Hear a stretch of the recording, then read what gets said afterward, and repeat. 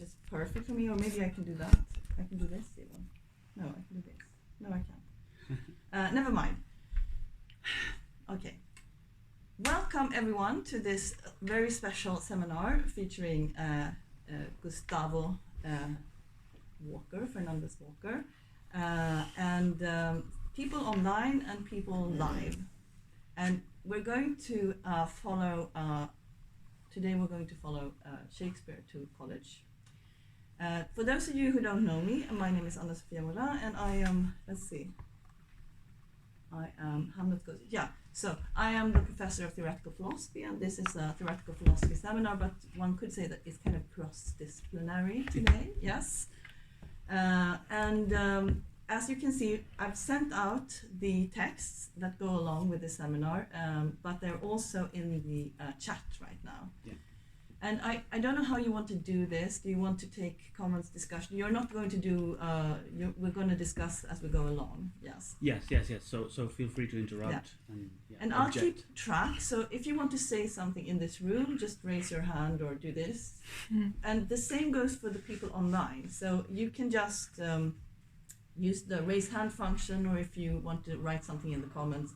And I'll try to keep reasonable track, like as well as I can. And yeah, can I ask you, do you have, I know you have it on paper there, I couldn't print mine because the printer wasn't working. I can't see it because I have this thing. Of course, yeah. Is that okay? Do you have it on your computer? I have it on my computer. Thank you. All right, then Gustavo. Okay, sorry. No, but take it if you need it. No. I just want a paper to write down notes. Yeah. Okay, so Gustavo, take it away. Great. Thanks everyone. Well, first of all, I want to thank Anna-Sofia for saving a spot for this, because as you say, it's a rather unusual topic, but it is very dear for me. So I'm really thankful for having the chance to share it with you. As we were saying, feel free to interrupt, object, raise your hand during the presentation. I have obviously stuff prepared, so it may be that to one of your questions or comments I may say yes, but that's coming later, so let's save that. So yeah, that's important. Feel free to interrupt. The other thing I want to say that I feel I have to start with a few disclaimers, because in the title there is this mention of Shakespeare and medieval philosophy, but my credentials are only in one of those fields. So basically, I don't want to claim to be a Shakespeare scholar or anything of the sort. I remain committed to medieval philosophy, but so to speak, Shakespeare has been with me for many decades now,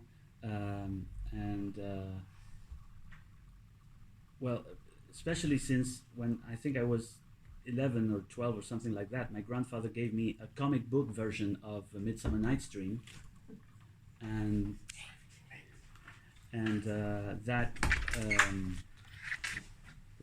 grabbed me, and ever since I kept reading,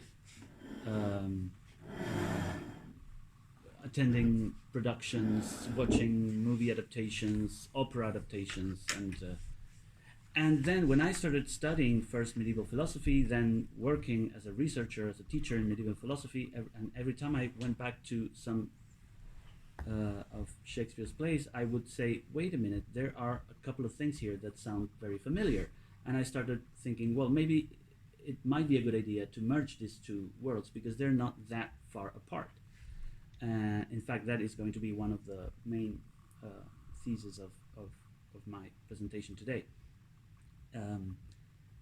In any case, I do want to say something about the more general subject of Shakespeare and philosophy, because of course there has been there is a vast literature on the contact between Shakespeare and philosophy, mostly dealing with philosophers, modern and contemporary, who engaged with Shakespeare's plays to illustrate or to show how certain ideas or problems were at work in the plays. My proposal for today is rather different. It would be not using contemporary philosophers who go back to Shakespeare to read some philosophical issues in there. There's the famous example of Wittgenstein claiming that Shakespeare was not that great. I remember reading that and thinking, what is wrong with this? Weren't you supposed to stay quiet when you didn't want to? He didn't think anyone was that great except himself. Yeah. So my proposal is not to use philosophers who went back to Shakespeare to find something there, but use Shakespeare as the final station of a tradition, and see philosophical references that he may have explicitly or implicitly have used in the plays. Again, not to claim that he deliberately used them, but mostly to show how certain philosophical debates, ancient but mostly medieval, were still operating at some level in Shakespeare's time. So that would be the main idea. There are many examples that could be brought up to illustrate this point. I've chosen just a few, well, you are more than welcome, I would say, encouraged to show possible pitfalls in the choices I have made. You may have some better ones, or you may feel that some of these are too far-fetched. I don't think they are, but let's see what happens. And the first thing that I thought was going to be the obvious starting point would be to find references, explicit references in the plays to philosophers, and there are a few, and I place them in the first place. There are examples 1A and 1B in the file that I've shared with you. The first 1A comes at the very beginning of Love's Labour's Lost, and King Ferdinand of Navarre is about to engage in a very difficult task, which is to spend 3 years studying without contact with any woman. Yes, misogyny alert, because I'm dealing with Shakespeare and medieval philosophy, so there's going to be a lot of these issues which, yeah, we might as well address them and say, of course, I am not saying that King Ferdinand's idea is good, but this is what the play is about. So, yeah. So he's going to stay with his scholars, he calls his fellow courtesans there, to stay 3 years away from women, studying, fasting, not for 3 years, but 1 day a week, and hopefully becoming more virtuous and wiser in the process.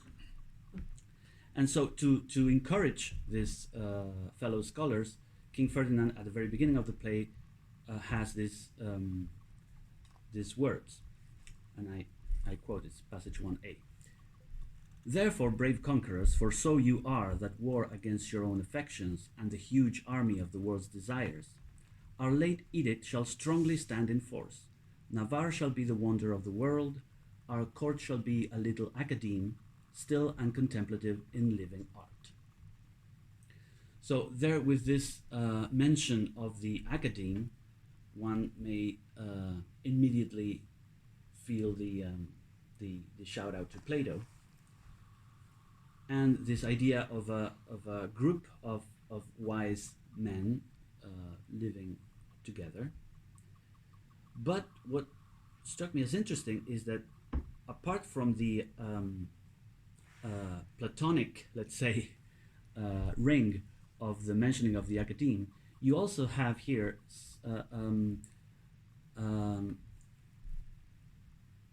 example of a long tradition, medieval tradition, of considering women an obstacle to becoming wise or virtuous. And there is a very, very notable example. I included an image from a tapestry that you can see in the Augustinian Museum in Freiburg. Mm-hmm. What you have there is a tapestry that was how do you say, like Create. yeah, but it was when someone commissioned. Okay. That's the word. Sorry, commissioned by the Malterer family. So that's why it is called or known as the Malterer Teppich. To use in a monastery, in an abbey, so that the monks would have this constant reminder of why it was a good idea to join the order and to stay away from the world, as these fellows in Navarre in Shakespeare's play are doing. What you see there in this part of the tapestry, what you have there is several examples of virtuous men who were led astray by women. There's Samson and Delilah. There's not the example there, but I will also mention the example of Socrates, who was in many fables told in the Middle Ages, was also distracted by his wife, who beat him with a wet fish. And there's some very weird details in that story. But the image I included here is the story of Phyllis and Aristotle. What you have in the first frame is Aristotle in his study with his books displayed, but he's distracted by this woman Phyllis who passes by his window. He looks out his window, he reaches out to her, and in the next frame, Aristotle is in all fours being whipped by Phyllis. So that was supposed to serve to these medieval monks as a reminder of not to engage with women, to keep their oath, and to become virtuous and wise following the study. So even with the reference to the academe that we find in this brief passage of Love's Labour's Lost, there is also a reference to a medieval tradition that dates way back. But that would be the mention of Plato that rings interesting. There is one explicit reference to Aristotle. There are many implicit references to Aristotle throughout Shakespeare's plays. There is a discussion among literary critics about whether he had access to the poetics of Aristotle. Probably not directly, but indirectly, most probably he did. But there is a mention of Aristotle explicitly in none other play than Troilus and Cressida. And I laugh because I laugh every time I read this. And I don't know how funny it will ring to you, but to me it's hilarious. And this is the passage. In Act 2, Cassandra has just announced that unless the Trojans return Helen to the Greeks, Troy will fall. So the Trojan leaders discuss what to do, and they reach the conclusion that Helen is to stay at Troy. They will not return it to the Greeks. And Hector refers to the interventions of Paris and Troilus, who are the youngest of the Trojan princes. And he says, Paris and Troilus, you have both said well. This is 1b in your file. You have both said well, and on the cause and question now in hand, have glozed but superficially, not much unlike young men, whom Aristotle thought unfit to hear moral philosophy. Now, this is great. This is probably a reference to a passage in Nicomachean Ethics 1:3, where Aristotle claims precisely that young men are prone to be led by passion, and so moral philosophy is more suited to mature men. But the great thing to me is that these are princes in the Trojan War that took place like 700 years before Aristotle was even born, But so important was Aristotle that even before he was born, he was already being discussed by Greeks and Trojans. I think that's a very interesting reference to have in mind for the importance of Aristotle throughout the examples that we are going to read. But these Aristotelian, so to speak, references that are throughout Shakespeare's output led me to become, if you allow me, obsessed with one thing that to me was really interesting, because what I study in medieval philosophy is mostly the philosophy produced at medieval universities.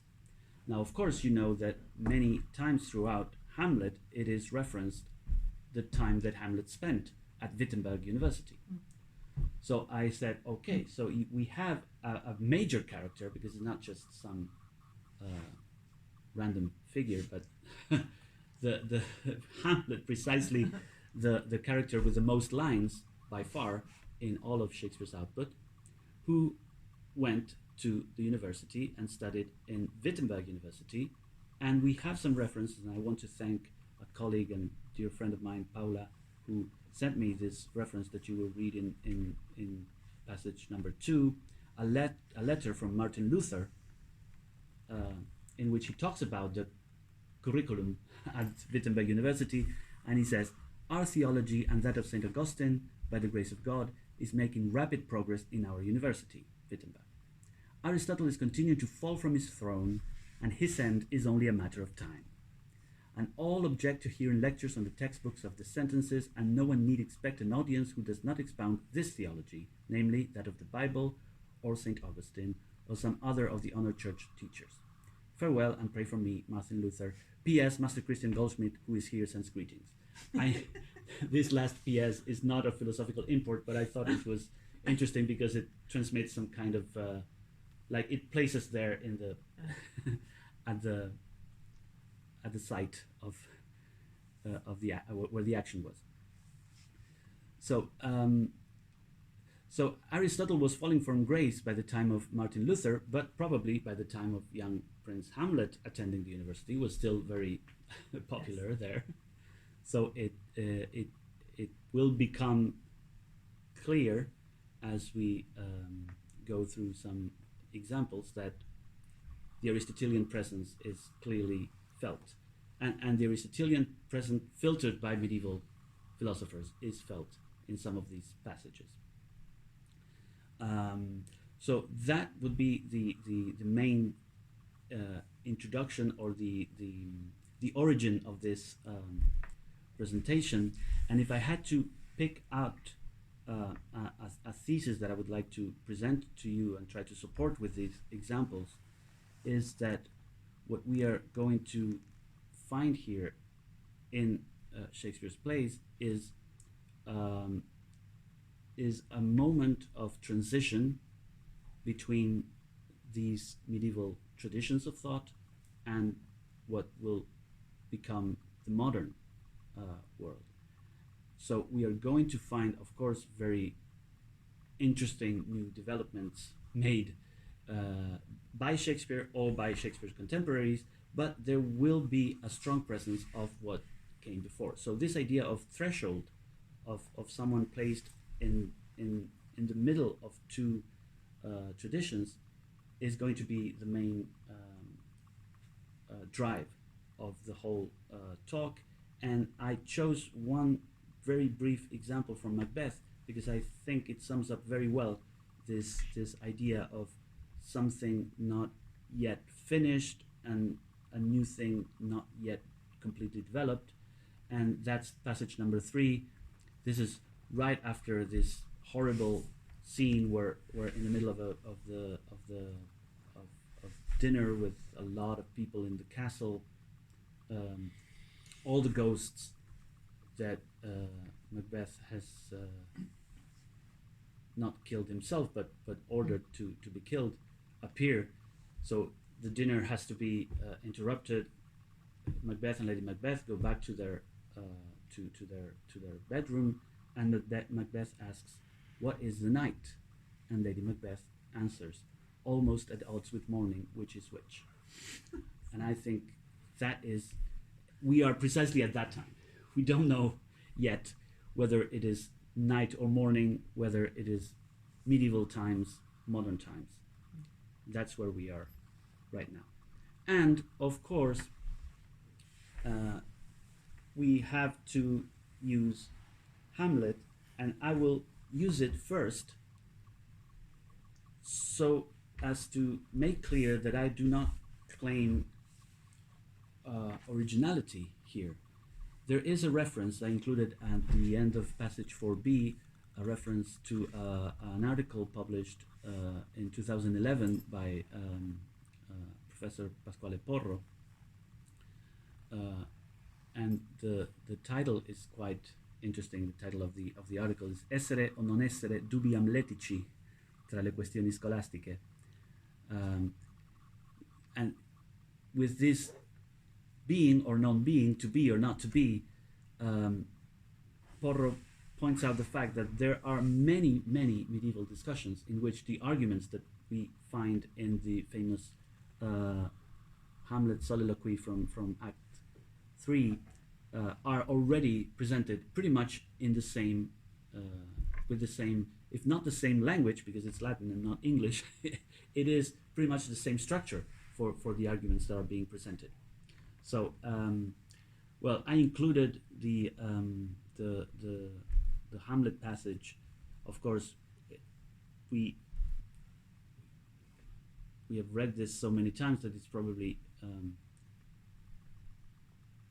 gratuitous to read once again. But if you don't mind, we might as well do it, if not to better see the same arguments being echoed in medieval authors. So, to be or not to be, that is the question, whether 'tis nobler in the mind to suffer the slings and arrows of outrageous fortune, or to take arms against a sea of troubles and by opposing end them, to die, to sleep, no more, and by a sleep to say we end the heartache and the thousand natural shocks that flesh is heir to. 'Tis a consummation devoutly to be wished, to die, to sleep, perchance to dream, aye, there's the rub. For in that sleep of death, what dreams may come when we have shuffled off this mortal coil must give us pause. There's the respect that makes calamity of so long life. For who would bear the whips and scorns of time, the oppressor's wrong, the proud man's contumely, the pangs of despised love, the law's delay, the insolence of office, and the spurns that patient merit of the unworthy takes, when he himself might his quietus make with a bare bodkin? Who would fardels bear to grunt and sweat under a weary life, but that the dread of something after death, the undiscovered country from whose bourne no traveller returns, puzzles the will, and makes us rather bear those ills we have, than fly to others that we know not of. Thus conscience doth make cowards of us all, and thus the native hue of resolution is sicklied o'er with the pale cast of thought, and enterprises of great pith and moment, with disregard the currents turn awry, and lose the name of action. Soft you now, the fair Ophelia. So, two things right at the beginning. This quick interruption of the chain of thought of Hamlet when Ophelia arrives will also become important when we go to another passage, but this idea that there is the internal machinations of one's mind that becomes interrupted when something from the outside appears and forces us to engage with the reality around us. And a woman. And a woman, precisely. That also was something that is important. It again turns us to the images of the tapestry. But I highlighted the term conscience because that is going to be that is going to become more relevant in a minute. But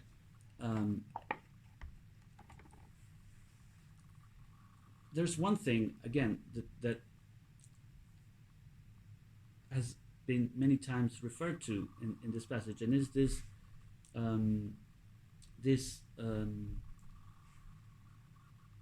fear of what may happen after death, with these very famous lines about the the uh, the undiscovered country from whose bourne no traveler returns. And that, of course, is always highlighted because we just witness a scene in which he's talking to his father's ghost. So what's the deal there? Does no travel do travelers return or not from, albeit briefly, to say a couple of words and then disappear, to say remember me and fade away. So this is a discussion for literary critics who have, discussed a lot about whether that ghost is real or not. And since I already mentioned the ghosts in Macbeth, we might as well say that this is also a long medieval tradition of engaging with what in modern times we'd call the supernatural, but for medieval people was not necessarily everyday experience, but experience. It was part of the things that happen in the world that need to be explained. So we are in that realm when this reference to ghosts appear here and there. And we have a question from Jamal. Yes, of course. Sorry. It's interesting when you read this. I was thinking that this actually reminded me of the Phaedrus. There's something that this sort of discourse on the death of the body and what might happen to us after we die, and that in fact it is perhaps better to die. Now that's true that makes an abstraction of sort of the second half of his soliloquy, which is about why we may be too cowardly to do that because we don't actually know what will await us. But it reminded me of Socrates and the speech that Socrates gives to Plato and his entourage when he's justifying his suicide. Because the point is, we are in fact more ourselves in a certain sense when we die, and we throw off the body, and that is the consummation, devoutly to be wished, to die, sleep. And then even perchance to dream, and you can sort of imagine Socrates contemplating, the soul of Socrates contemplating the forms once it's been decoupled from his body. So I just was thinking of that as you were reading it, and I wondered if you would agree with me that can be read into this speech. That's a great thing, because it might be read into the speech indirectly through Aristotle, because there's this famous book in the late Middle Ages that was widely popular. It was translated into the vernacular in German, Spanish, English, you name it. The Book of the Apple, the Liber de Pomo, which is basically the same scene you talk about in Socrates, but with Aristotle in his dying bed, making the last speech for his followers, saying, no, but this is actually good, don't cry, I'm about to meet my maker, to have a better understanding of how things work. And there's this great passage in there that I want to thank you for reminding me of that. There's a great passage in which one of the students says, oh, well, then why don't we kill ourselves and enter that better realm? And Aristotle says, no, that's not how it works. It's not that we choose death and that's it. There's a whole education that has to be followed in order for us to be prepared for that final step into the beyond, let's say. So I think that tradition, that Socratic tradition, so to speak, that was not available in the sense that the Plato's Kreiter was not available in the Middle Ages, but it was available, this Aristotelian version of the same story. So I think that, and it was, like I said, a very popular book, translated, that circulated a lot throughout Europe. So that's possibly a source for this as well. Yes. Yeah, thanks. Great. Can I ask something? Yeah. So I was wondering, so when you said that he said that this is somewhere from which you cannot return, or whatever it was, and then you said, well, that's strange because his father just returned. What's up with that? And then, so I was thinking, well, did he? No, because so I this is just a side comment, but I was just thinking that rather than like a problem for this this speech, it's actually, it could be what motivates it, right?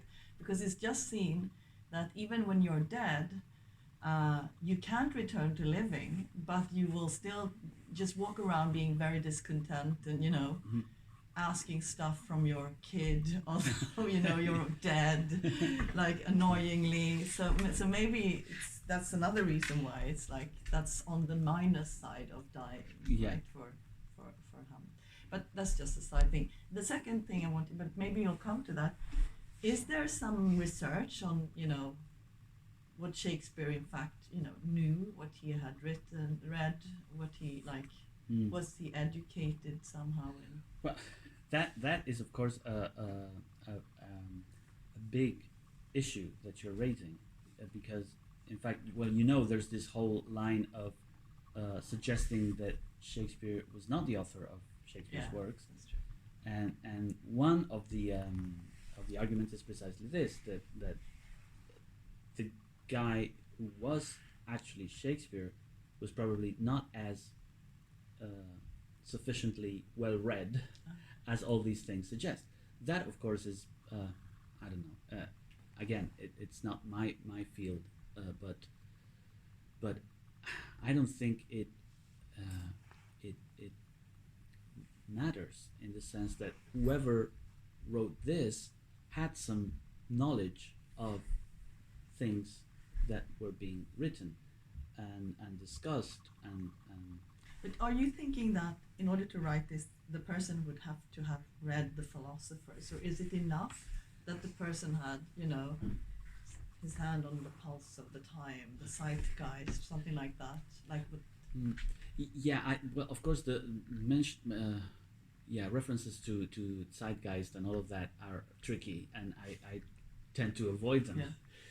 But it is, at least from a, let's say, philological point of view, the fact that there are all these texts that were being copied, translated, and circulated, at least allow us to think that there was a literature that was not like confined to universities and written in Latin, but that circulated in French, English, German, Italian, and that included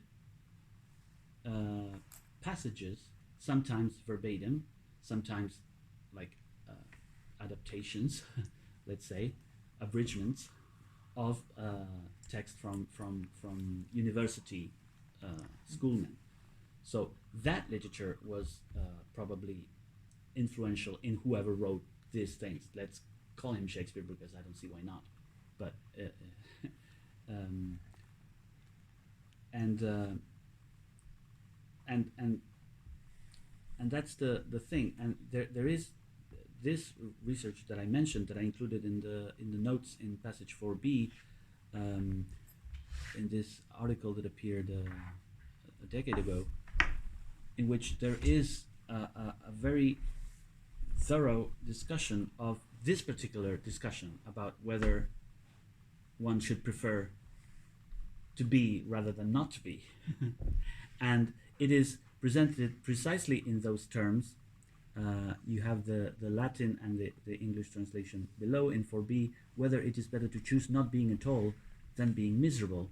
And this is one of the interesting things that Pasquale Porro traces in this article, which is, well, first of all, the first discussions of this issue that appear in Augustine, and we're going to read the Augustinian passage in a minute, have to do mostly with the concern of eternal damnation. So, for many medieval theologians, the question was asked in terms of, would the damned prefer not to have been at all rather than being in constant pain or suffering?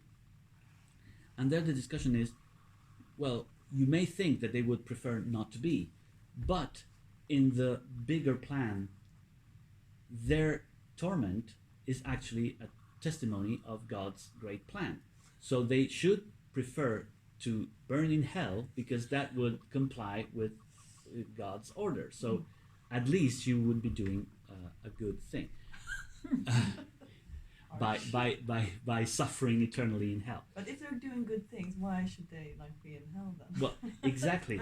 So that's the whole discussion. It's like, but why would they prefer a good thing?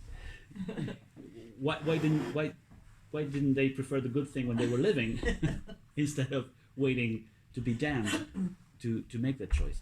So that's the theological discussion. What Porro traces in several other medieval philosophers is that this theological issue is slowly mutating into a more, let's say, human question, closer to Hamlet's, in terms of whether it is better for me not to be rather than being in this present state of suffering. And so it is not the question is not placed in terms of this life versus the next, but in this life, should I prefer to die, not to be, rather than continue suffering? And the interesting thing that Porro points out in his study is that even though you can see this shift from a more theological discussion into one that is more like human, or you still find the underlying importance of Augustine as a source for the arguments of those engaging in the discussion. And that's why I included a long passage from Augustine on free will, the Liber Arbitrio, where he presents a hypothetical interlocutor who would say this, says Augustine in 4c. Suppose this imaginary interlocutor, objects, I want even to be unhappy more than not to be at all, since I already am, but if before I existed I were able to have been consulted, I would have elected not to be rather than to be unhappy. Now the fact that I am afraid not to be, although I am unhappy, is relevant to that unhappiness due to which I do not will what I ought to will. I ought to will not to be rather than to be unhappy, but I confess now that I prefer even to be unhappy rather than nothing. Although the more unhappy I am, the more foolishly do I will this. Again, the more unhappy I am, the more truly do I see that I ought not to will this. And a couple of passages later, Augustine says, see how absurd and inconsistent it is to object, I would prefer not to be rather than to be unhappy. Anyone who says he would prefer one thing to another is electing something, but not being, on the other hand, is not something, but nothing. And so you cannot rightly elect it at all, since what you elect does not exist. You say that you will to be, although you are unhappy, but that you ought not to have willed this. What then ought you to have willed? You reply, not to be, instead. If you ought to have willed this, it is better, but what does not exist cannot be better. Therefore, you ought not to have willed this, and your feeling by which you do not will it is more true than the opinion by which you think you ought to have willed it. Now, the passage from Augustine is well, again, to me is quite amazing. It is also quite amazing that he manages to to develop in this a few lines the pretty much the same ideas that Hamlet is weighing in his soliloquy,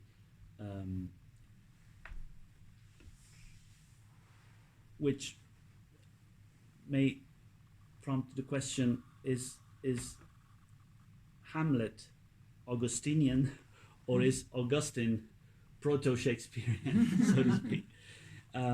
It's interesting because as ubiquitous as Shakespeare's presence is in Western culture, there are so many references. Augustine's presence is not less ubiquitous. It's really an author that shaped much of what came after him. So it's not you do not need to have read Augustine to be influenced by what he thought, because these texts were, as we read in Luther's letter, the pillar of medieval education. So you would have these ideas around, probably. Yes. Yeah. So you're saying that Hamlet is kind of inspired, probably, by Augustine, but is he though?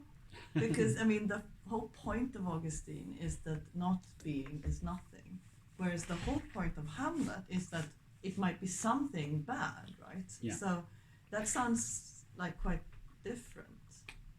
Yeah, but I think there's this this interlocutor that Augustine imagines insists on this unknown.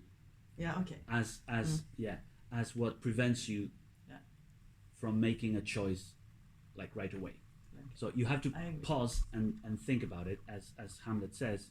This is what makes us pause, and that's where we should. Yeah. So it's the take time. unknown, something like exactly. I'd say that's the part in which Yes. Hamlet says all these things make us pause and reflect on this, and I think that is not necessarily directly coming from Augustine, but maybe indirectly from these discussions that, as I was mentioning in the article by Pasquale Porro, you have all these medieval authors, Bonaventure, Aquinas, like all the big names, let's say, going through this question and using Augustine's arguments to support their different takes on the matter. We have a question. I'm not sure it's Chloe. I'm guessing. No, it's not. I'm sitting in Chloe's room as well, actually, listening to this absolutely fascinating discussion. Could I just raise a point myself? Is that all right? Yeah. Of course.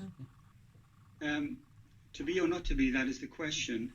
There is a question of dramatic pause, which perhaps an actor might be aware of, that you can put the pause in a different place. You can say, instead of to be or not to be, that is the question, you could say, to be or not. To be, that is the question. So the question is not to live or die. The question is to take up the challenge of life.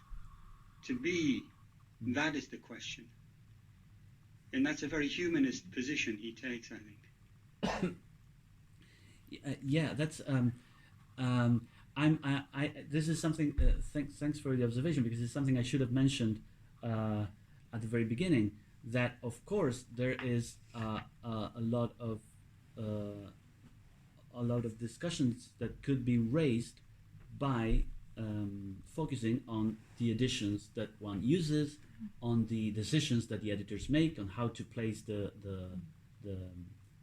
pauses. As you say, this was what we know of Shakespeare is that he was an actor, so he was well aware of all these things, and probably he did not feel the need to write things down, because an actor would immediately know how to read, interpret, or express certain lines. In particular, in Hamlet, we know he played the role of the ghost, so that's also like an interesting thing that is, James Joyce makes a lot of that fact, but but yeah, there's this thing of where to which parts of the speech to stress, and that would certainly shift the focus. I would also say, now that you mentioned this very first verse of the soliloquy, that that in a recent conference I also suggested, only half in joke, that instead of question we should just leave quaestio in Latin, because all medieval scholastic discussions were, most of them were made in the form known as the quaestio, which consists basically of a proposition and its contradictory. So basically, be, not as the verb, but as the letter B, or not be. So that would be the form of a scholastic question. So I would say, to be or not to be, that is a quaestio in scholastic terms. So in that sense, I think that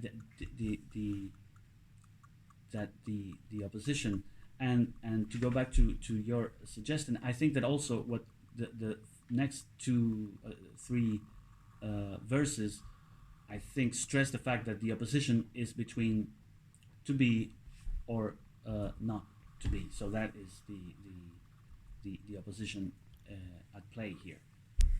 But it is very, very important to bear in mind that a shift of stress in one of the lines, in one of the verses, may very well create a shift of meaning, and one is to be well aware of all those possibilities.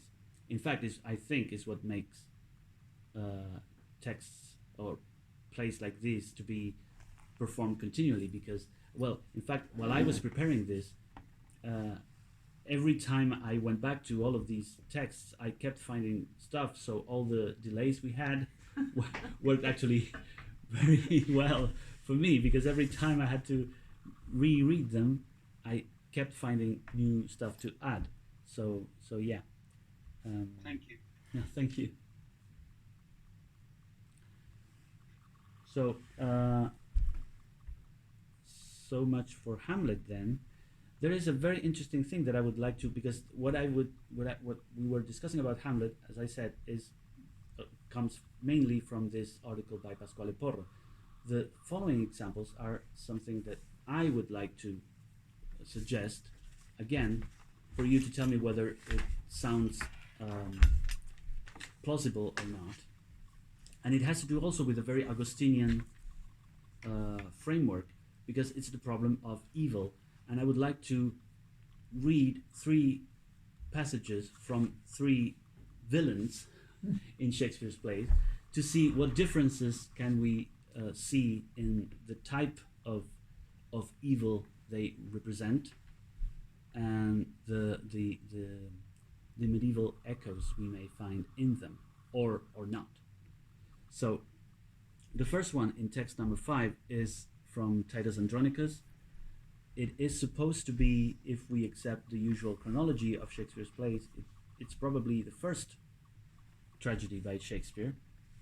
So that would make Aaron the first Shakespearean villain. So that gives him prominence, and I'd like to start with him. So he has just confessed. We're in the last act of the play. He has just confessed to doing these horrible things, crimes, to having incited the rape of Titus' daughter, and he is caught, and this character Lucius asks, "Art thou not sorry for these heinous deeds?" And Aaron replies with this speech: "I, that I had not done 1,000 more. Even now I curse the day, and yet I think few come within the compass of my curse, wherein I did not some notorious ill, as kill a man, or else devise his death, ravish a maid, or plot the way to do it, accuse some innocent, and forswear myself, set deadly enmity between 2 friends, make poor men's cattle break their necks, set fire on barns and haystacks in the night, and bid the owners quench them with their tears. Oft have I digged up dead men from their graves, and set them upright at their dear friends' doors, even when their sorrows almost were forgot. And on their skins, as on the bark of trees, have with my knife carved in Roman letters, "Let not your sorrow die, though I am dead." I have done 1,000 dreadful things, as willingly as one would kill a fly, and nothing grieves me heartily indeed, but that I cannot do 10,000 more. So that is a villain, I would say. and even like cartoonishly villainous, so to speak, because notice how in the first line he regrets not having done 1,000 more, but by the end of his speech he says that he regrets not having done 10,000 more. So he builds up as he goes along. He builds up this horrible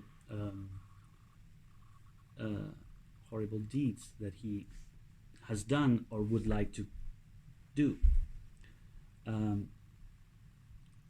Now, before going deeper into this speech, let's compare it with a more famous one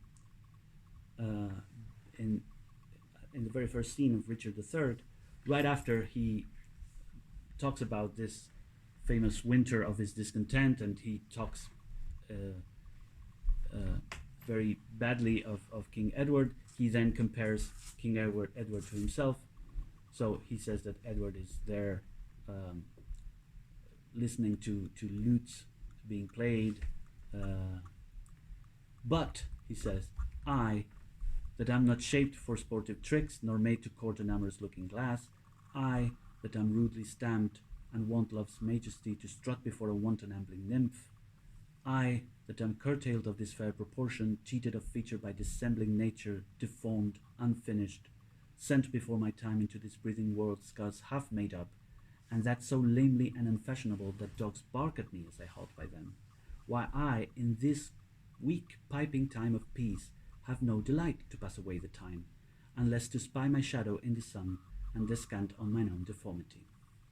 And therefore, since I cannot prove a lover to entertain these fair well-spoken days, I am determined to prove a villain, and hate the idle pleasures of these days. Plots have I laid, inductions dangerous, by drunken prophecies, libels, and dreams, to set my brother Clarence and the king in deadly hate the one against the other. And if King Edward be as true and just as I am subtle, false, and treacherous, this day should Clarence closely be moved up about a prophecy which says that G of Edward's heirs the murderer shall be. Dive thoughts down to my soul, here Clarence comes. So again, this big chain of thought is being interrupted by someone coming, as we've seen in Hamlet when Ophelia comes. And here is Richard's brother that appears and puts a stop to his plotting. And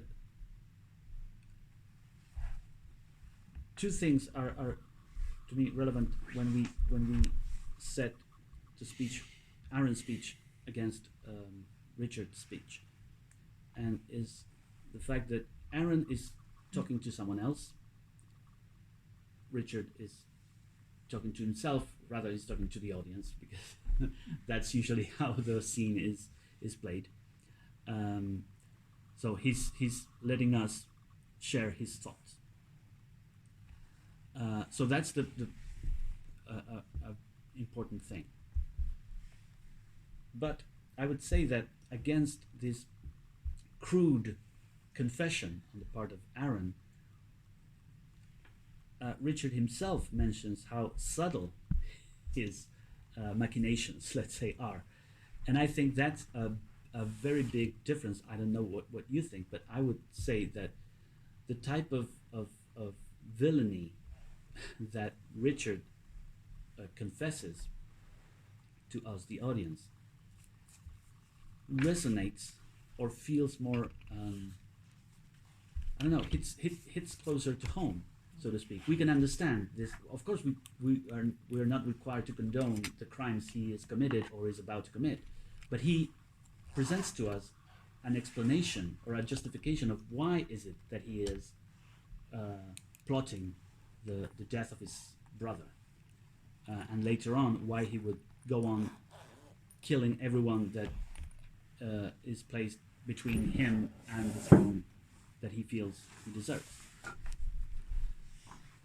So that is one type of evil that we can understand, even if we do not condone, by understanding that there is a goal, and these are the means that this character sets as the way to achieve that goal. Whereas in the sense of Aaron, I would say that we are confronted with a more like ontological condition. The deeds he does are evil because they are deeds produced by him, and he is evil. It's not that he does evil things. He is like very like ontologically, let's say, to exaggerate a bit, evil, and that again is a sort of Augustinian mark on him, or Augustinian, but also medieval, let's say. This idea of from an evil essence, evil deeds proceed. Yes, sorry.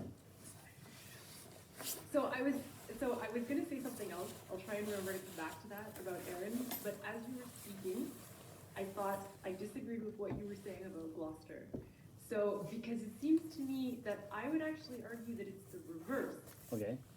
Gloucester is, so the point of Gloucester in the way that Shakespeare notoriously kind of personified the figure is that he exaggerated his physical deformity. And so there's this notion that Gloucester is ontologically monstrous.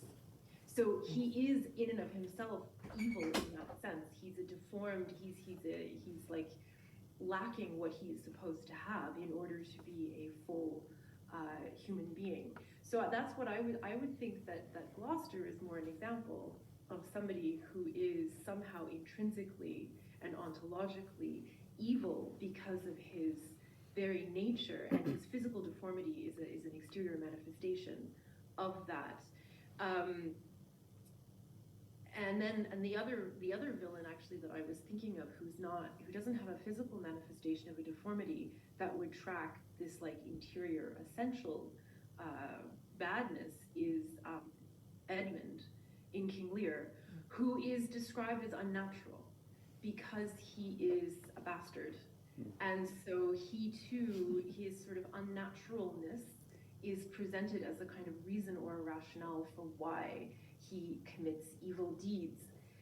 But then what I was thinking was interesting about Aaron is that this sort of litany of seemingly senseless, motivationless crimes is reminiscent of, so one way of reading Augustine's distress in the Confessions over the pear stealing episode, this famous episode in the Confessions when he's a youth, he steals pears, and he's reflecting on this when he's older, and he's very sort of distressed because he can't figure out why he chose to steal these pears.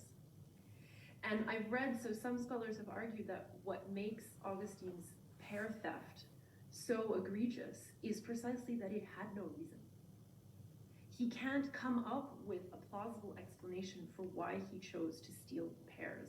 And that reminded me, reading Aaron's speech, it's like there's not even a pretense of providing an explanation as to why he commits these crimes.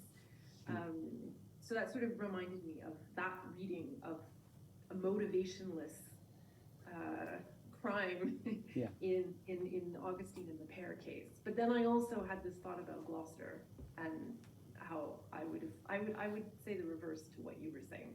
Okay, great. Thanks. But again, to go back to the physical manifestation, I would say that it is a manifestation for well, like in Lear, the storm, like the distress of the elements, is supposed to indicate the distress within the soul of the protagonist.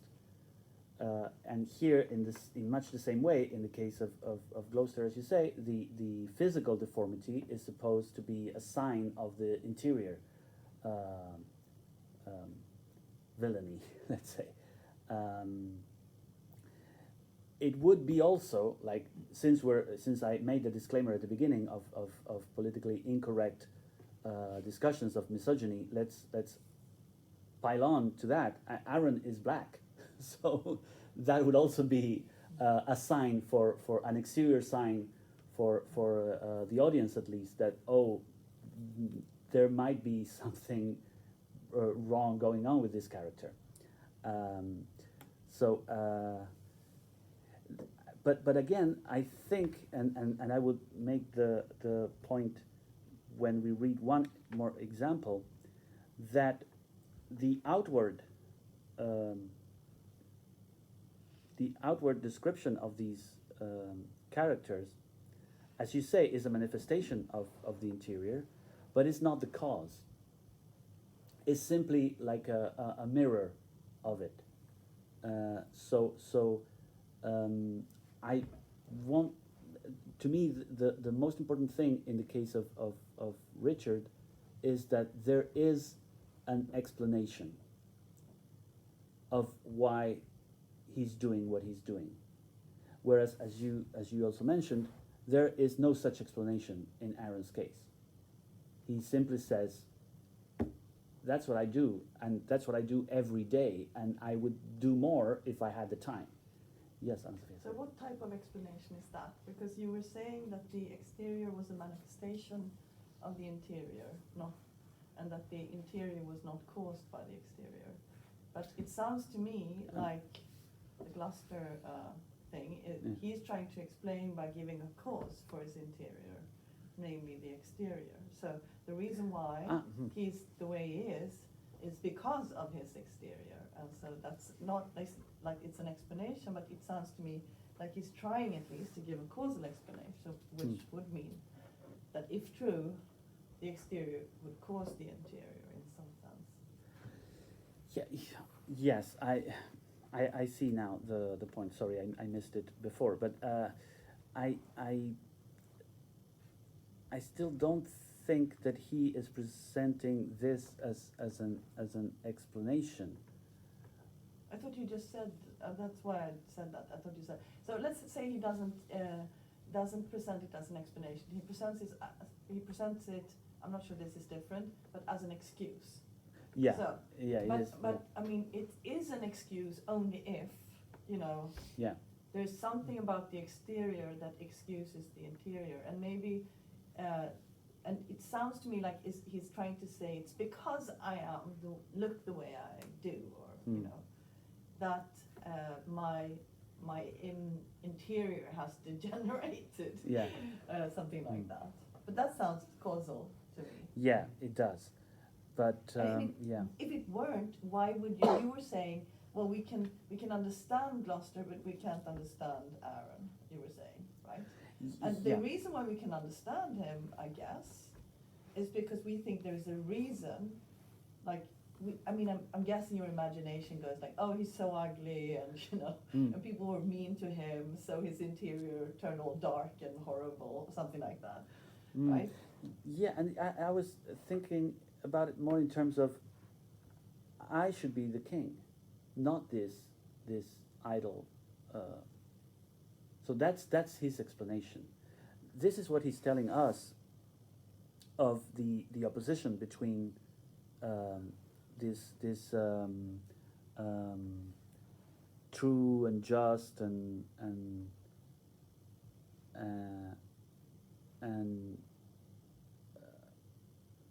pleasing, as he mentions at the beginning in the part that we're going to have. So he's saying that. So the causation goes like this: if I were good looking, I would be able to be like the hero. That like good lookingness is the source of hero-ness. But since I'm ugly, I'll have to go for the second best. Yeah. I have to go for the villain part. Yeah. Which anyway is for in movies at least is the most interesting one. Of course. So. But yeah, it's tricky. But let's see what happens when we Yeah. bring out a third example and see how these three work together. So example 7 is, of course, another famous villain is Iago, and at the very beginning of Othello, talking to Rodrigo, he says, "Why, there's no remedy. 'Tis the curse of service. Preferment goes by letter and affection, not by the old gradation where each second stood here to the first. I follow him, Othello, to serve my turn upon him. We cannot all be masters, not all masters cannot be truly followed. You shall mark many a duteous and knee-crooking knave that, doting on his own obsequious bondage, wears out his time, much like his master's ass, for naught but provender, and when he sold, cashiered. Whip me such honest knaves. Others there are, who, trimmed in forms and visages of duty, keep yet their hearts attending on themselves, and throwing but shows of service on their lords, do well thrive by them, and when they have lined their coats, do themselves homage. These fellows have some soul, and such a one do I profess myself. For, sir, it is as sure as you are Rodrigo, were I the more, I would not be Iago. In following him, I follow but myself. Heaven is my judge, not I for love and duty, but seeming so for my peculiar end. For when my outward action doth demonstrate the native act and figure of my heart in compliment extern, 'tis not long after, but I will wear my heart upon my sleeve for dolls to peck at. I am not what I am. And I mark this because, again, we have, there's even a passage that I omitted in which, in the next scene, I think, Iago even claims that the reason why he hates Othello so much is that he believes that, or at least there is this rumor that Iago's wife, Emilia, has been unfaithful to him with Othello, which is absurd. It is clearly like one of those like made-up excuses that he presents. So when he says, "I'm doing this because that's because he did that to me," rings hollow, and it's merely like the kind of excuses one would give oneself to tolerate some evil deed. It's like, well, I was treated badly, so now I'm it's payback time. So, but that's not real. It sounds hollow, like I said, and this is the interesting thing. And I marked it at the very end when Iago says, "I am not what I am." This is a line that has been much discussed by literary critics in the sense of, well, there is of course the obvious reading that Iago is presenting to us. It's like there are those who present themselves as very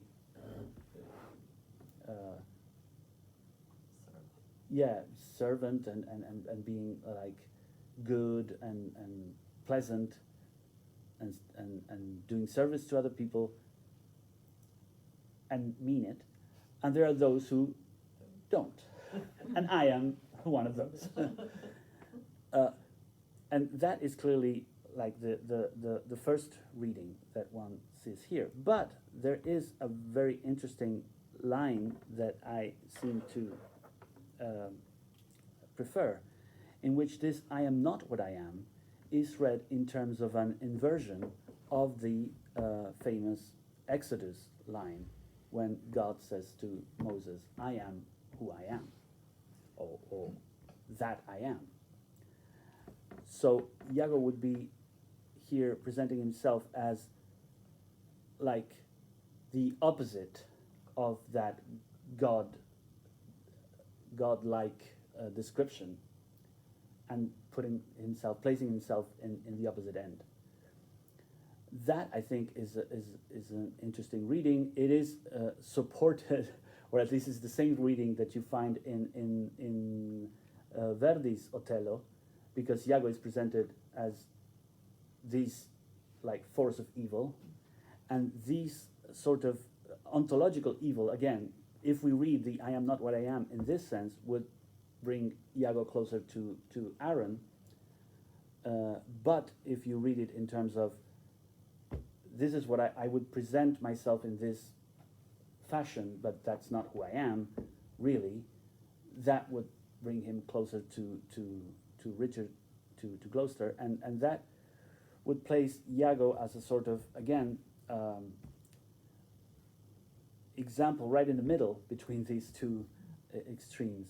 I don't know, Jenny, what you think. If the extremes are switched, does the middle still hold or not?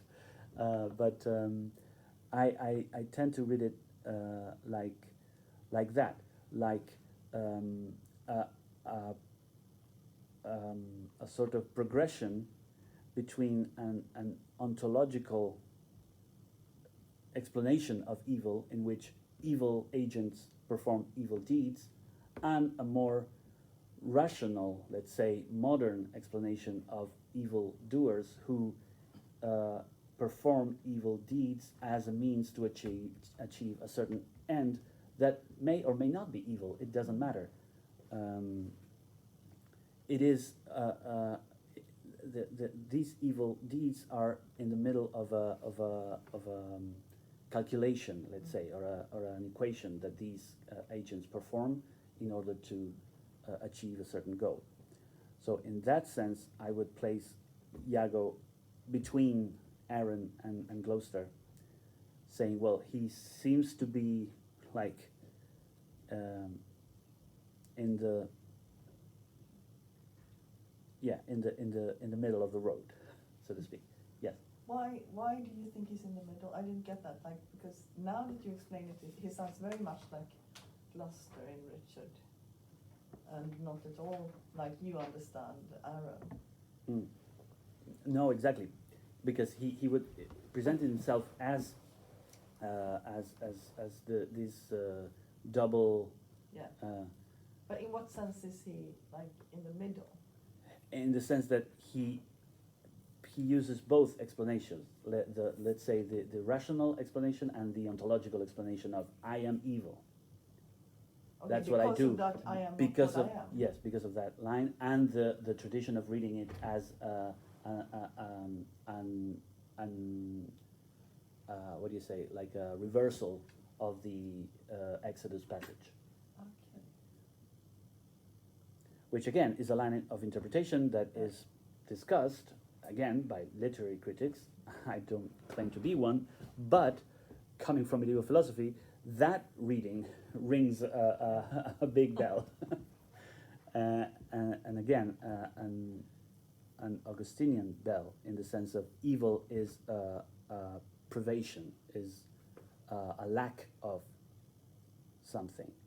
So negation here is the big drive, let's say, in Iago.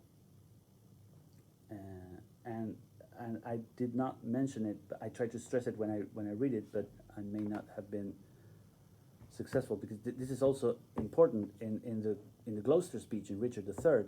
There is this constant reference to the first person. He says I, like constantly, and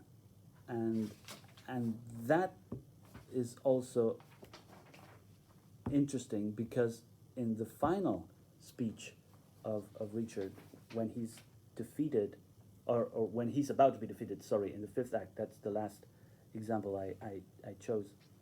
When he's about to be defeated, he have these ghosts that appear to him right before the final battle, and he says, "O coward conscience, how dost thou afflict me? The lights turn blue, it is now dead midnight. Cold fearful drops stand on my trembling flesh. What do I fear? Myself? There's none else by. Richard loves Richard. That is, I am I. Is there a murderer here? No. Yes, I am. Then fly. What, from myself? Great reason why, lest I revenge. What, myself upon myself? Alack, I love myself. Wherefore? For any good that I myself had done to myself? Oh no, alas, I rather hate myself for hateful deeds committed by myself. I am a villain. yet I lie, I am not. Fool, of thyself speak well. Fool, do not flatter.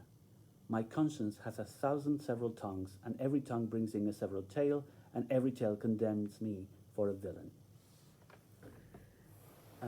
So this, I mentioned that I forgot to point out all the I's in the first speech, because in this last speech, again, we have this insistence in this I am I, which certain editions present as I and not I am I. Again, I don't think the change is significant to the sense of it, but it's interesting that the I am I again points to the to this like Exodus line, and even the very interesting and difficult for a performer inner dialogue that is being presented here, like a sort of Gollum of sorts. He's arguing with himself. I am a fool. No, I am not. I am a killer. No, I'm not. But I am a villain. That is for sure. And so at the very beginning, he set himself to be a villain, and by the end of the play, he achieved. But he says, I am a villain, yet I lie, I am not. Yeah. So he doesn't say for sure that he's a villain. No, but yeah, sorry. But then in the final verses, you have this several tongues, in each of which condemns him and name him a villain. So, yeah. But again, yeah, sorry. I thought... No, at least his conscience says so, but it starts by complaining about his coward conscience. So yeah, well, that is something that I also thought was relevant, because we have here conscience, as we have read in Hamlet at the very beginning. Conscience doth make cowards of us all. We have also references to soul sometimes, and I would argue, again, I simply lay it out, then you may tell me if you find it convincing or not. I would say that conscience appears when we are closer to the rational explanation of what is going on. That the soul appears when you're talking about what these agents are in themselves. So when I mentioned the ontological explanation, you have soul. When you have a more rational approach, you have conscience. And to go back to Aaron, in Aaron you have none. There is neither conscience nor soul, which is what struck me when I first read it. It's like, this guy is pure outward performance of evil deeds without not even an explanation to himself. That is the weird thing, because even if we buy Iago's or Richard's explanations, at least they have explanations. They may be bogus, but they have explanations. This guy has nothing.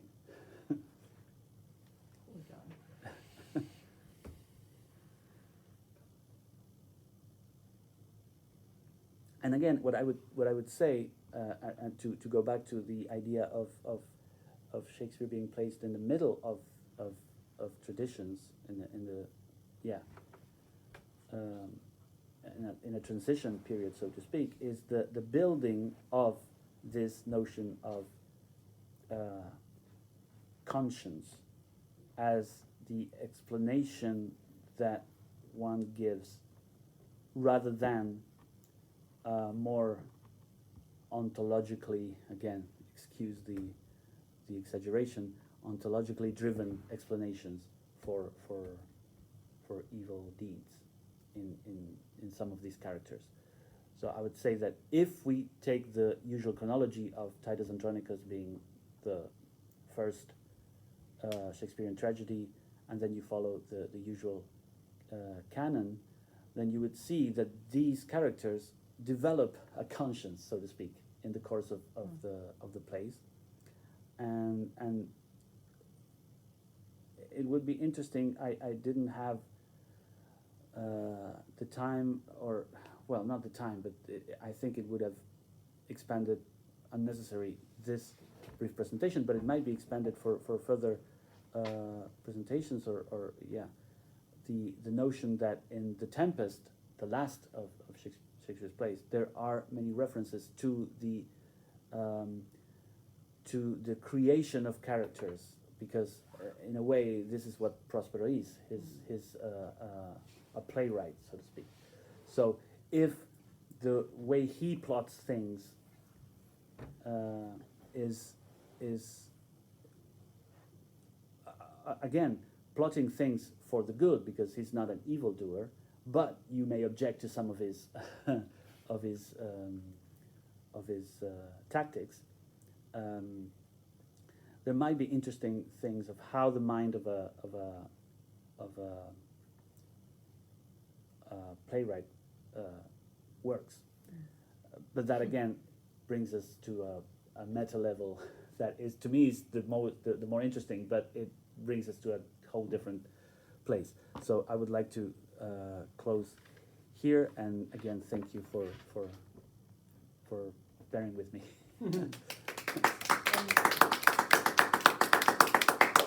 Right, the floor is open to questions, comments.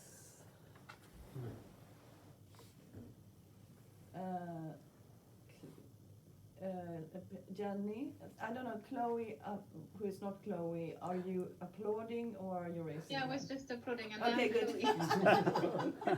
Okay, so Jenny then. Yeah, so when you were reading the Iago, the last two passages, I was thinking what struck me, especially in the Iago speech, is a very medieval distinction between exterior acts and interior acts, and of course that they're distinct, and so and therefore they can be out of step with one another. And it seemed to me like that was sort of what he was getting at, is like when that he himself, he's dissembling, right? I mean, he has this whole series of interior acts, which is who he really is, but to the outside world, he is not who he is not in fact that person, because he's performing all sorts of exterior acts, which is his sort of obsequiousness and his being servile to Othello. And then when he says it's these fellows have some soul, and that of course is the seat of our inner lives and our interior acts and the acts of the will and the intellect and so on. And then he even further on talks about his outward action sometimes and sometimes does not demonstrate the native act and figure of my heart. And so that we have this entire interior life, which is completely inaccessible to, of course, anyone else, and it is in a certain sense, it's in conflict with the exterior acts that he performs, and that struck me as it's a very commonplace medieval distinction in medieval philosophy of mind, to draw this distinction between these two acts, and then increasingly seeing interior acts of the will as being morally relevant. And it's in fact the will and volitional acts which are the seat of moral evaluation, rather even than our exterior acts. But then I also thought what's interesting as well was that sorry. No, go ahead. No, go ahead. Oh, sorry. I just coughed, sorry. No, and then I was thinking about what's interesting about the Gloucester then in retro. So while Iago, his villainy consists precisely in a sense by lying, right? I mean, that he has this inner life where he's working towards his end and he's performing these exterior acts. And then Gloucester, sort of, it's an amazing speech by, I've never read Richard III, but this is just amazing, like the way that he sets out, in a sense, I think, a very modern tension between these two parts of ourselves, right? That is a very modern thought, that we have warring components of ourselves that can, in a sense, can speak to one another. I'm not really sure if you get something like that in the ancient and medieval view of the soul and how the human sort of subjective experience can play out. and that he starts off with these like warring sides of him, but then by the end of the speech has, in a sense, accepted himself for who he is, which is a villain.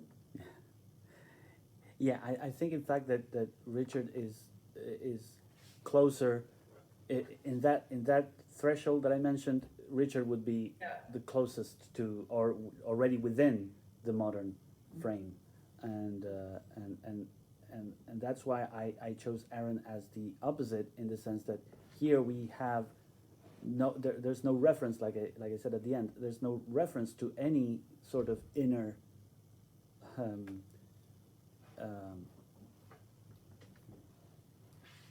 life. Like there at least there is no reference. Okay, we could of course imagine what is behind those acts, but there's no hint, no explanation, and you have one in Richard III, and it's a very complicated one, and that's why I also sort of placed Iago in the middle, because it's not fully formed yet, I would say. There are attempts at explaining his conduct, but in the end it seems to, if you read that I am not what I am in that more theological, ontological, negative sense, it would be a sort of explanation that, well, that's who I am. That's Or not. yeah, yeah. So yeah, I would definitely say that in Richard we are already in a more modern setting, let's say. But I would also, and it would be interesting, as you mentioned before, to include Edmund in the gallery of villains to see what he has to say about this inner explanation of his deeds. Yeah. More questions or comments? Or so I was wondering, this is something that you've been working on, because it sounds to me like this is a possible project. You working with, say, someone doing Shakespeare. Is this the plan, or what? Well, it sounds like there could be something, right? Yeah, I've been I have not fully developed any sort of project, but like I said, I have been thinking about this, about possible connections and between this medieval discussions and problems that are raised by many of these plays. The literature on Shakespeare being a sort of medium between these two worlds has already been discussed by literary critics. But I think that the philosophical aspect could very well be included. So I would very much like to develop this into something. And part of the reason why I wanted to present this here, and that's why I also made a point of thanking you at the beginning, is that it is an opportunity to see if it works. Yeah. Because it's one thing when you're in your at home thinking about this, and yeah, everything makes sense as we. I'm not sure that's the case for me. But Okay, no, but as we've seen from some of these characters, yeah. in your inner monologue, it sounds great. But then when you do something, your outward performance is not as clear cut as you were thinking. So that was part of the idea for today. So thank all of you for your input, because to me yeah. it sounds like the story, this kind of like breaking point story, to build a project application around that sounds very, like it could be very fruitful. I think that's something to think about. I think. Yeah, also because like I said, I left a lot of other possible passages out that could have made make this even more like a thicker presentation. So yeah, it might be a good. So thanks. Yeah.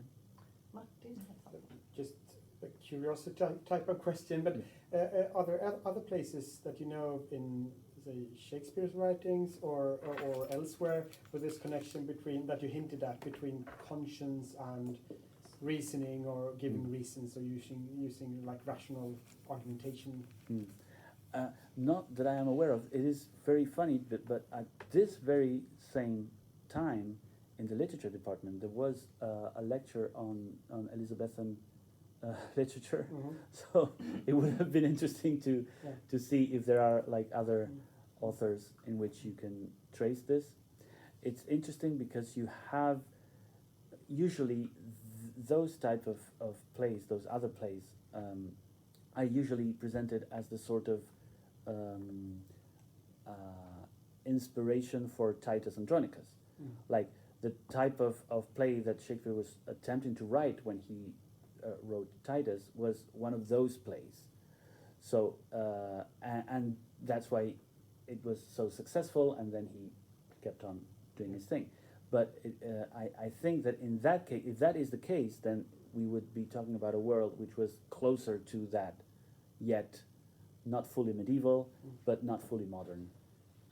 And well, there is this very famous tradition of considering these corpus of plays as the birth of modern human representation. So yeah, that would make sense. He must talk about conscience in Macbeth. No, I mean, Macbeth is tortured by a sense of conscience, whereas his wife is not, and she's the villain in Macbeth. Yeah, well, I brought Macbeth, and I should especially the soliloquy is not of Macbeth but of Lady Macbeth, when she's when she's washing the stain off his hands, to see if there is some reference to some of these double nature present there, would be a place to look at. Yeah, especially because since I also chose Macbeth as the quote for these threshold idea, and I think also that you have many of these. Well, all the supernatural discourse of the Weird Sisters is precisely that type of play between fair is foul and foul is fair. So that kind of not knowing exactly where we are, and that kind of how do you say, a discourse that can be interpreted because they say something that is true, but that can be interpreted in terms that mean one thing or another. The kind of ambiguous discourse is also a big part of Macbeth, as is the supernatural element that I mentioned, that I also, I think, links it to this universe. By the way, it's really great when you go to Kronborg, to the castle. They have the spot, and they mark it. Here's where the ghost appears in Hamlet. And you say, what ghost? It's first of all, it's a ghost. So there's not even, but it's a ghost of within a play that was made up by a guy. Yeah. But that's where he appears. So that's cool. Yeah, we should go and look at the place exactly where the immaterial ghost appeared. Yes. Yeah. I had this discussion with a friend of mine because one day I was walking in Germany through the woods, and there was this like statue that says, here passes like parallel 43 or something. So I took a picture and I posted it on Instagram and said, this is where parallel 43 or something passes. And this friend of mine, a philosopher, says, well, parallels are actually imaginary lines, so they do not pass through anywhere. Mm-hmm. They don't exist. It's just a representation of it. And I said, and everyone said, don't be so boring. no, what I said is, it is an imaginary line, of course, but it is an imaginary line that passes through here, because it's not the same imaginary line as parallel 54 south, So, yeah, so the ghost of Hamlet may be maybe not real, but it's an imaginary character in a play that appears at Kronborg Castle. So that thing at least is real. I don't know. You should perhaps in your project incorporate like a discussion of the advent of the metaphysics of fiction, because that's actually, I don't know when that started, but perhaps with Shakespeare. So. Yeah. All right. I think we have 7 more minutes. If anyone has anything more they want to add, or yes. I just wanted to ask, since we were getting back to it, which years are Hamlet supposed to take place? Well, that's the thing. There's a big discussion about that. We don't know. Okay. But it's. But Kronborg has to exist, right? Sorry. Yeah, it has to be when Kronborg exists. Well, again, it's not mentioned. So Kronborg, it's a castle in Elsno. Yeah. So yeah, it's there. It doesn't necessarily have to be that one. But again, if Wittenberg University is mentioned, at least you have some sort of time frame. It has to be after the university was founded, and before Luther says that Aristotle is out of the picture. Yeah. Good. Now we have. Yeah. So at least that's something. Though the play might, I mean, it might be anachronistic anyway. So that As we saw the Exactly, Trojan exactly. soldiers discussing Aristotle. Yeah. Yeah. Yeah.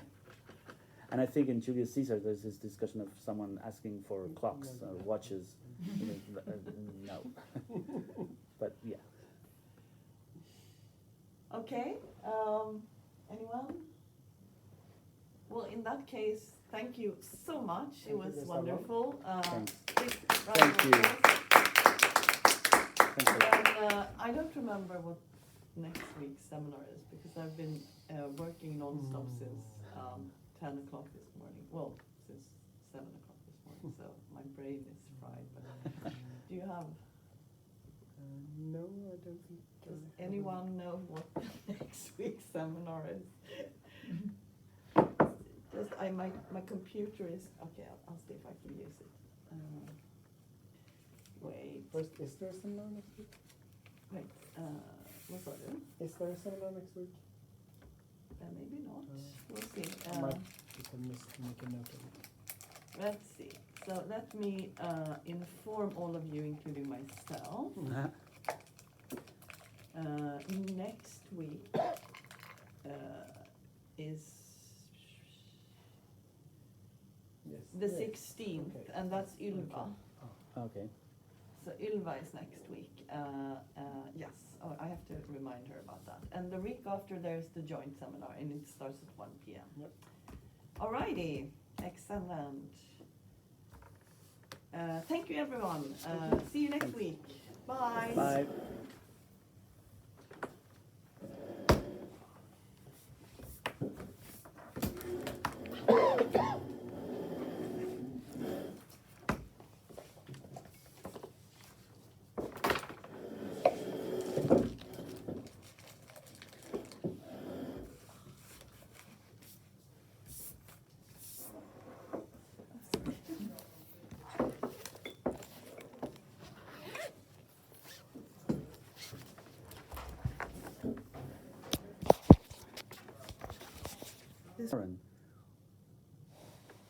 Richard himself mentions how subtle his machinations, let's say, are. And I think that's a very big difference. I don't know what you think, but I would say that the type of villainy that Richard confesses to us, the audience, resonates